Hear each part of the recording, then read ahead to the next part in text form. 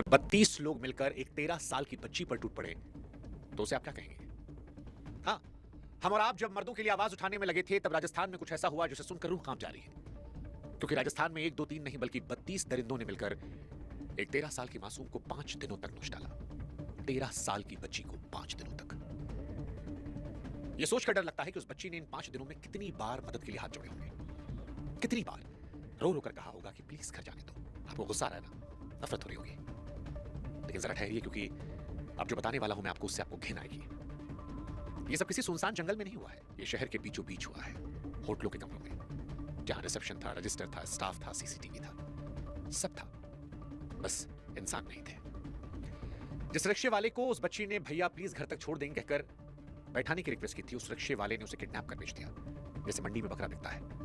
और खरीदने वाले कोई भूखे नंगे शराबी अपराधी नहीं बल्कि होटल के मालिक, मैनेजर, पढ़े लिखे, इज्जतदार कहलाने वाले लोग। 5 दिन तक वो बच्ची को एक होटल से दूसरे होटल घुमाते रहे, वो चिल्लाती रही। जब दर्द ज्यादा बढ़ने लगता तो उस बच्ची के मुंह में शराब डाल देते। 13 साल की बच्ची को शराब पिलाते ताकि बच्ची के चीखे कमरे से बाहर ना जाए। सबसे बड़ी बात जानते क्या है? 32 लोगों से नोचे जाने के बाद वो बच्ची जिंदा है, जिंदा है शरीर से, लेकिन आत्मा मर चुकी है। क्योंकि स्कूल का बैग, दोस्तों के साथ हंसी, मां की गोद, सब कुछ उन 4 होटलों के कमरों में 5 दिनों में 32 लोगों के लूटे जाने से खत्म हो गया।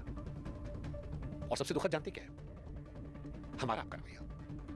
क्योंकि हम वो देश हैं जो क्रिकेट मैच जीतने पर सड़कों पर आते हैं, लेकिन हमारे देश की एक बेटी 5 दिनों तक होटलों में बिकती रही और हमारे शहर की नींद नहीं टूटी। और जब खबर बाहर भी आई तब भी इस देश में ना कोई कैंडल मार्च कर रहा है, ना किसी प्राइम टाइम में चीख पुकार मच रही है। किसी टीवी चैनल पे आपको ये खबर नहीं दिख रही होगी, सोशल मीडिया पर भी कोई शोर नहीं मचा रहा। और ये इस खबर का सबसे दुखद पहलू है। लेकिन आज ये चुप्पी मैं तोड़ूंगा, क्योंकि राजस्थान के श्रीगंगानगर में जो कुछ हुआ वो किसी के साथ भी हो सकता था, किसी शहर में हो सकता था, हमारे आपके अपनों के साथ हो सकता था। और इसलिए इस विषय पर शोर मचाना जरूरी है, इस विषय पर सवाल उठाना जरूरी है, इस विषय पर विरोध जताना जरूरी है, सरकार को जगाना जरूरी है और यह सुनिश्चित करना जरूरी है कि हमारे देश में बेटियों की इज्जत आबरू कब रुकेगी। क्योंकि हर दिन 80 लड़कियों के साथ रेप होता है, हर दिन। और अब ये न्यू नॉर्मल हो चुका है।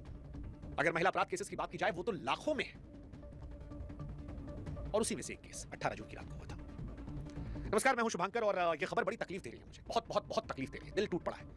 18 जून की रात 10:30 बजे श्रीगंगानगर एक 13 साल की बच्ची को घर जाना था। उसने वही किया जो आपकी बेटी करती है, मेरी बहन करती। एक ई रिक्शा रुका, बैठ गई। उसी पल में उसकी जिंदगी बिक गई। वो रिक्शा घर नहीं गया, वो गया एक होटल, और वहां उस रिक्शे वाले ने उस बच्ची का सौदा कर दिया। एक सांस लेती, धड़कती, रोती बच्ची का सौदा, जैसे कबाड़ बिकता है। सोच कर देखिए, उस लड़की का रेट लगाया गया होगा, मोल भाव हुआ होगा, और वो बच्ची